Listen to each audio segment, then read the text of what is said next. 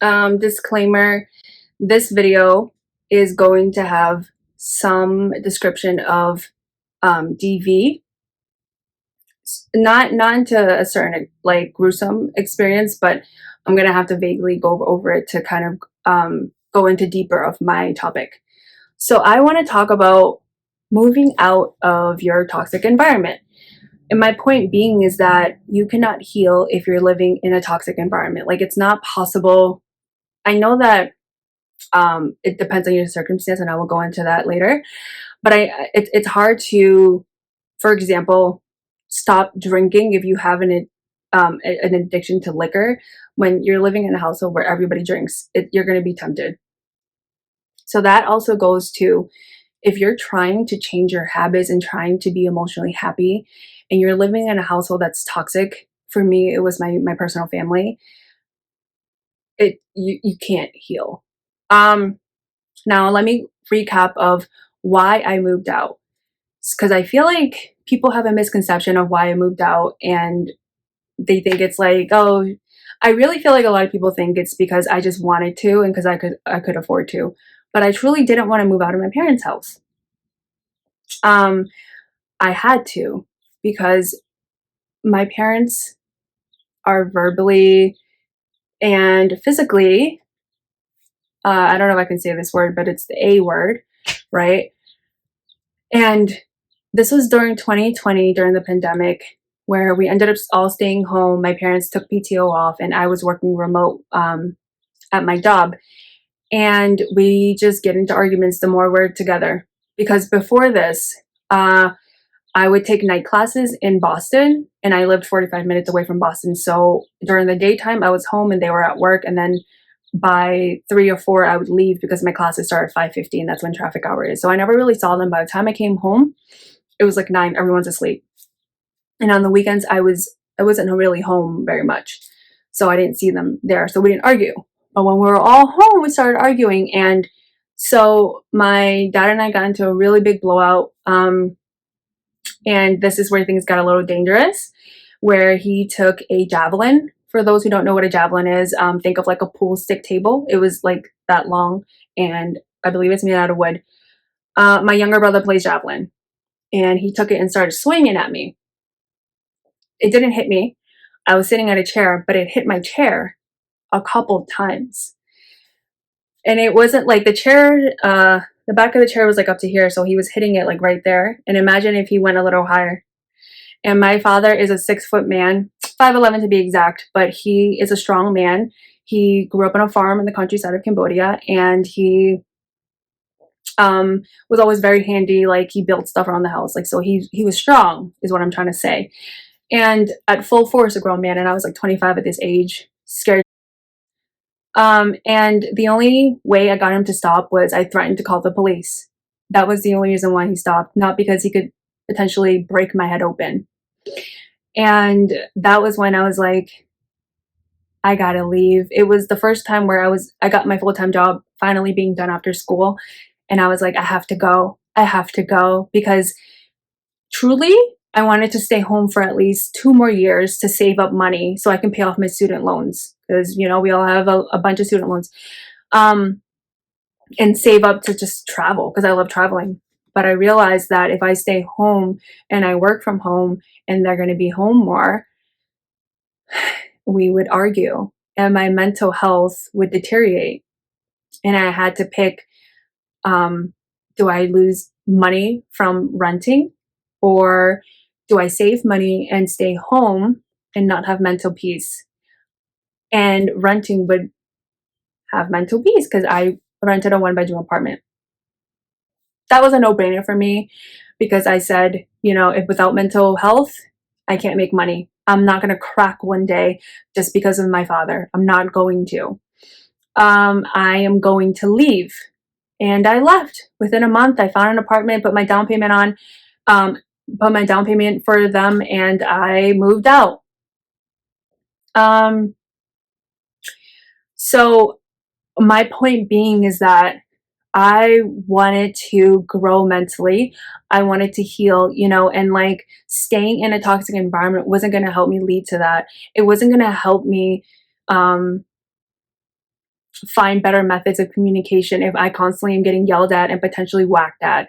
And you know what the funny part about this was? My father, when he found out I was moving out, his conclusion was that if you don't have to move out, because obviously he probably felt guilty right at that point.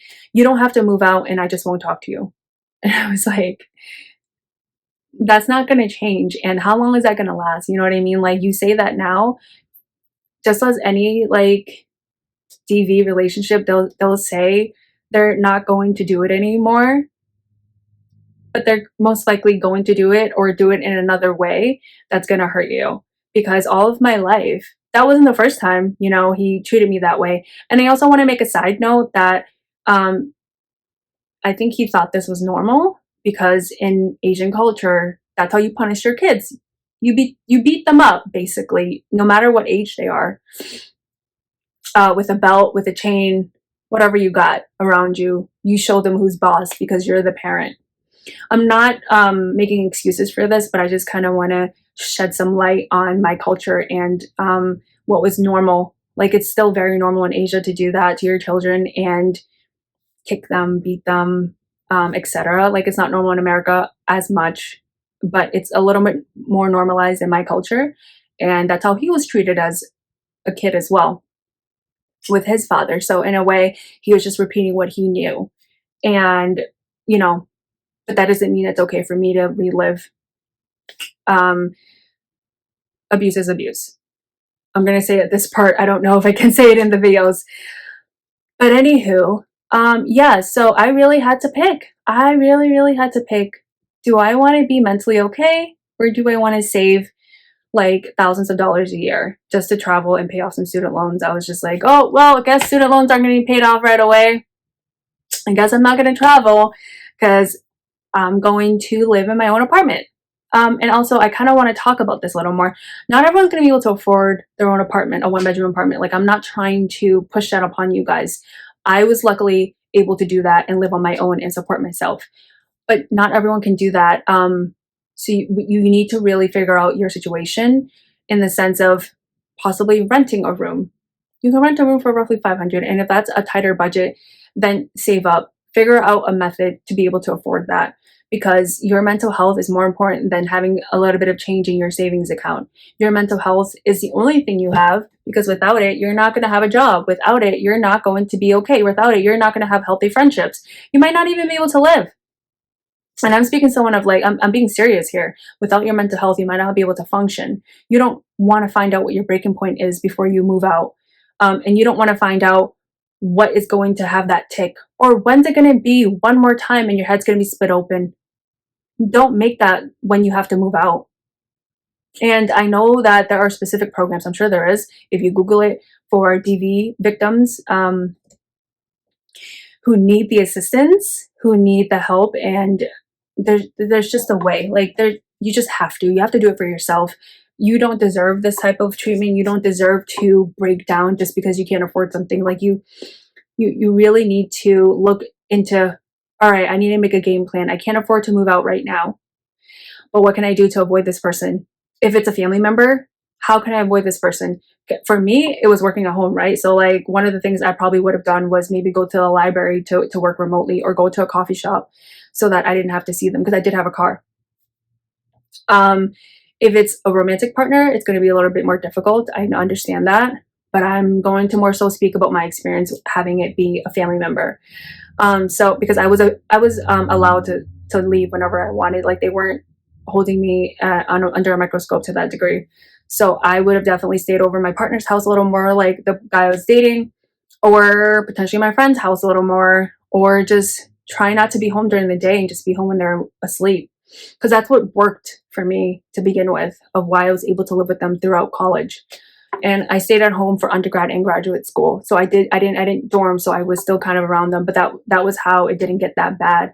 And during the pandemic, we were around each other every day. And I feel for you if you're going through this. I am very sorry that you are going through this. And I know that, speaking from someone like me, I don't want to tell everybody I'm going through this. And I didn't want to tell everybody why I'm moving out. No one needs to know why. Like, I don't owe anyone an explanation. You guys might think that she just wants to live her life and she wants to be the adult. Oh, look at her, cool her. She has her own apartment and she has her own property, whatever the case may be. But you don't even know why I had to move out in the first place. But I don't owe you an explanation. I don't owe the world an explanation. I don't owe my friends an explanation. I owe myself one, and that's what matters, because I'm going through this and it's already hurting me. So why do I need to repeat it to you? I don't need to repeat it to you, and I don't need to tell you if I don't feel like it.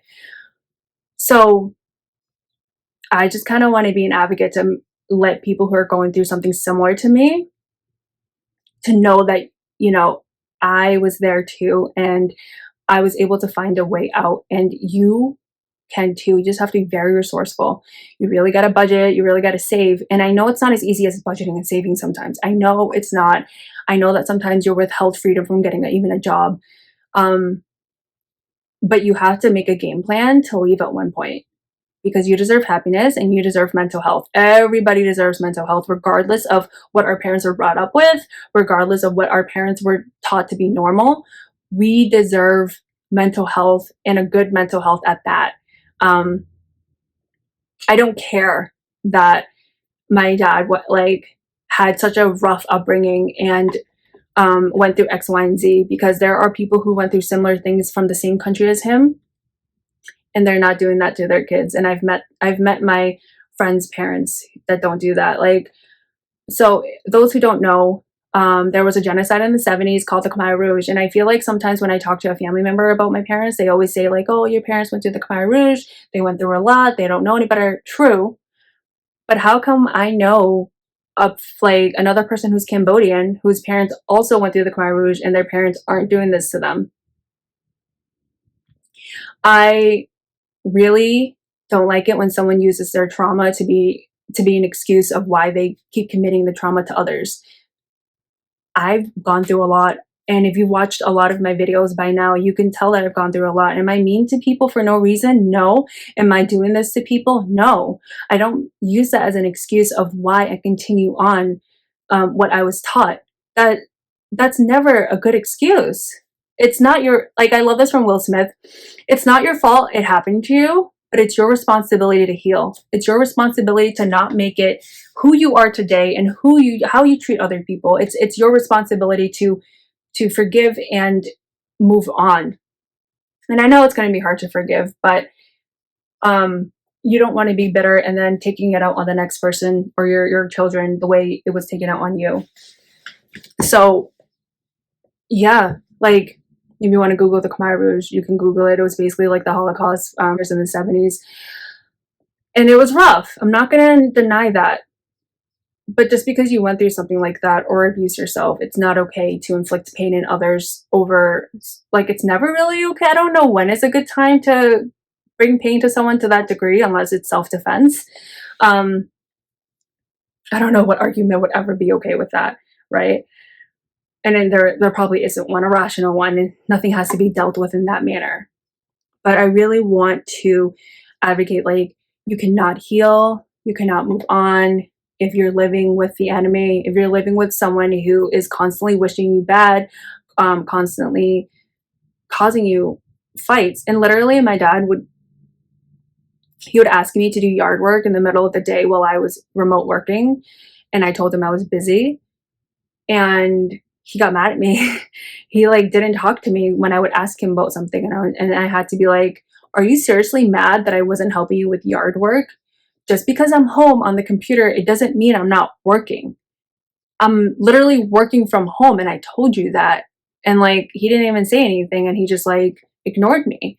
And I'm like, okay, that's strange, right? But can you imagine going through that all the time? And again, he said he wouldn't talk to me. I don't want to walk around with the animosity all the time. And also it's how long is it going to take for that dish to be thrown in my room the next time, right? How many days, how many weeks is it going to take for you to go back to your ways? Because you've told my mother that you would change X, Y, and Z multiple times, and you revert back to your ways many times. Why would it change with me? And it takes a lot of courage to do this. I want to say it takes a lot of courage to understand that you need to leave and you need to make the decision for yourself. This is my first time moving out. This is my first time living on my own. I've never lived on my own before. I didn't live away for college. Like, I didn't move out. I didn't know what it was like. Besides traveling, of course, when I did solo traveling, but that's not the same as paying your own bills, cooking your own food, paying everything on your own. Everything is up to you to cover. But my motivation was my mental health. My motivation was, I need to be mentally okay. I owe it to myself to be mentally okay. I don't care how that other person may feel or what they say and what they view me as, because at the end of the day, I can't break just because I don't want to make them feel bad. And I can't keep listening to your lies of you'll change, you'll change, you'll change. You're not going to change. You never changed for my mother. You're not going to change for me. And that's okay. That's okay, because now I can afford to live on my own. I own property and I don't need that anymore. I don't have that dependence anymore. So for me, it was forced upon me, independence per se, but it was probably the best blessing I could ever have, because I was able to have peace.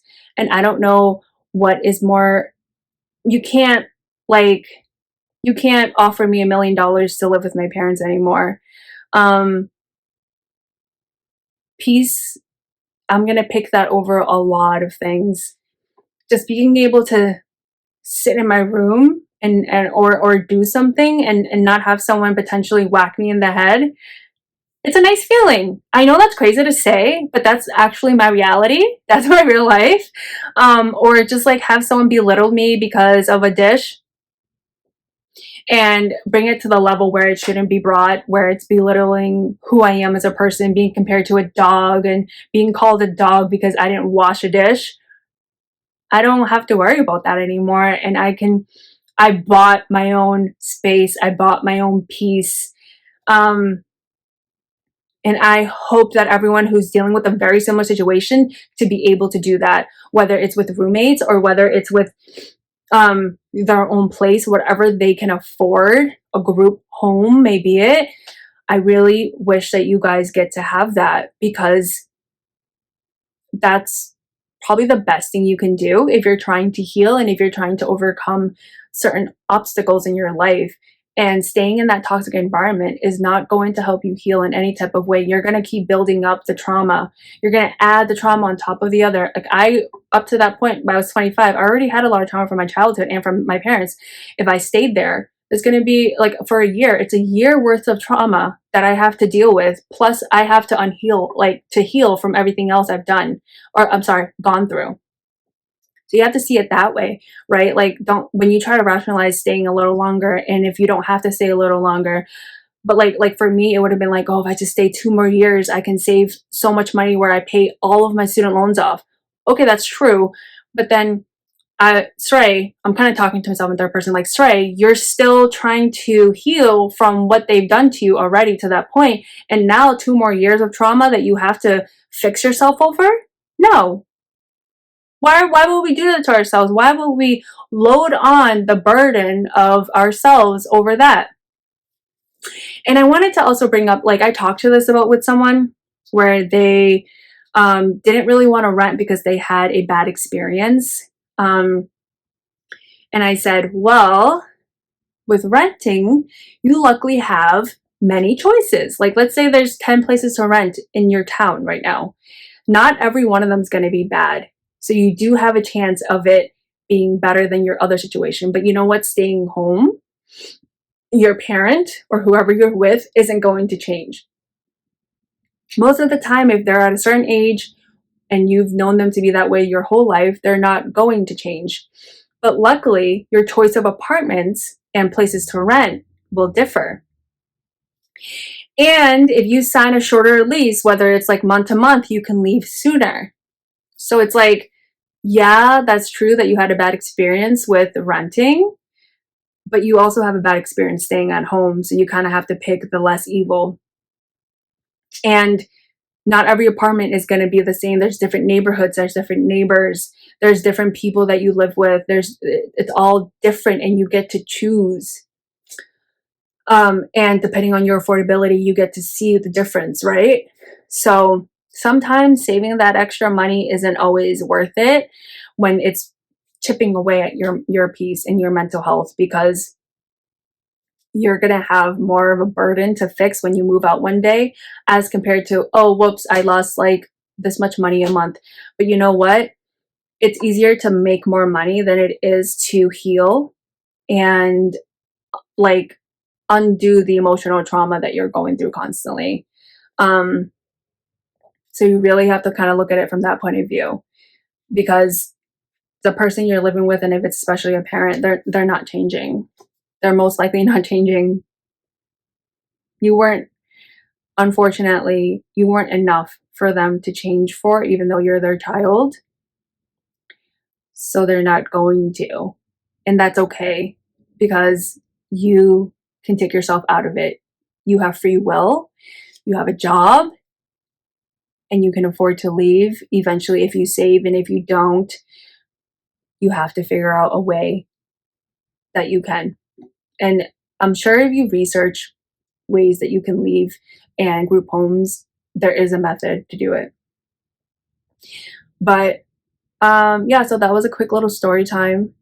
And I'm happy I shared this, because I feel like a lot of people think through my social media that I have everything perfect and I just live this fabulous life because I was able to do X, Y, and Z.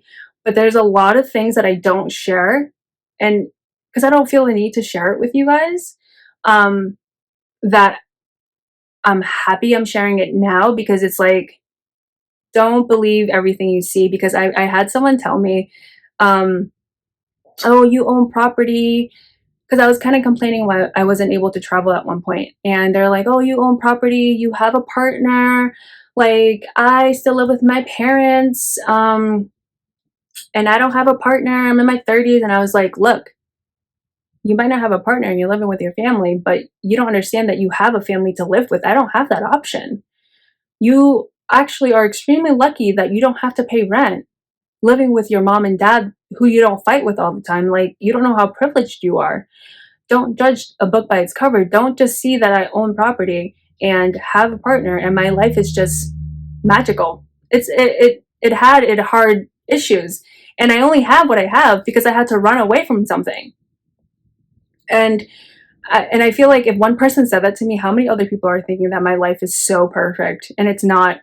And I'm not trying to do a pity party here. Like, I'm not trying to gather and just like, let's cry together. Like, it's just more so in the fact that someone really said that to me, and someone really was like, you have this and have that. And I'm like, I wish I had parents I could live with.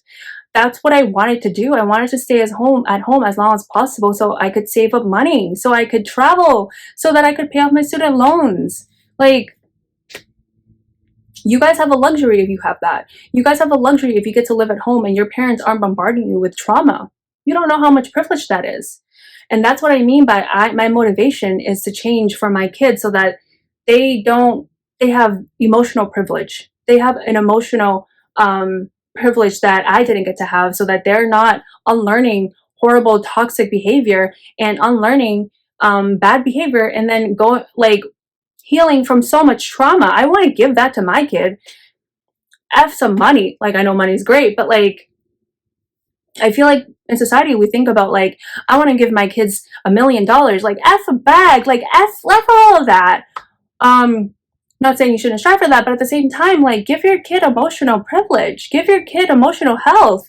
Give them that, because they can stay at home for as long as they want until they're able to get their life together. That's a beautiful gift that you can give your child. I didn't get to have that, and I'm not bitter that I didn't get to have that. Like, it's okay. It's how my life was set, and I'm happy for those that get to have that. I really am happy for you, and you need to understand that you should be grateful and don't ever compare your life to others, because you don't know, kind of like that person that was saying that to me, like, don't compare your life to me, because if I don't think you'd want to live my life. I don't think you'd want to have to move out because there was a stick or a bat basically that was being flown at me, and I had to pick, do I want my brains blown out or do I want peace? I don't think a lot of you would want that. And I'm not trying to say this to be like in your face about it, but I'm being realistic about it, and I'm being honest about it, because I really think a lot of people have a misconception of what is perfect and what is seen on social media. And I really love sharing my story to make you guys understand that it's not all that it's cracked up to be. And never wish you have someone else's life, because you don't know what they're going through and you don't know what struggles they're really carrying. Just because I'm happy on social media does not mean I'm happy every single day. I'm strong enough to not let it overtake me, but I'm going through it sometimes. I just don't share it. And I really, really hope this helps with a lot of people's misconceptions of other people's lives, thinking it's perfect, etc. And I hope it gives some courage to those who need to move out and make a game plan to leave, because you're your number one person and you're your number one caretaker and protector. And without your mental health, you have no one. You have nobody. You don't have a partner, a romantic partner. You don't have friends. You don't have parents. Because if you're not able to grasp reality, do they exist? Probably not, because you're not there. And that was something I really had to kind of go over. So I'm speaking of actual experiences, and I really want you guys to take this seriously and take your mental health seriously, because again, that's all you have. Your physical health and mental health is number one. Once that's gone, nothing else matters. Nothing else is yours, because you physically can't do something. You can't enjoy life as much as most people, right? You mentally can't even see the world. How are you able to be happy with it if you can't perceive it and understand what's happening to you? That was a mouthful, but okay. Thank you for joining. I appreciate every one of you for listening to my story. And if it helps to share my videos, that would be nice. And if you have any questions or comments that you want to maybe even go into deeper behind closed doors, I am open to that. And if you just want me to make a video about it, I'm okay with that too. I will not expose your identity. And you can message me on Instagram or just do it in the comments, and I can maybe like make a video a little more personalized for your situation.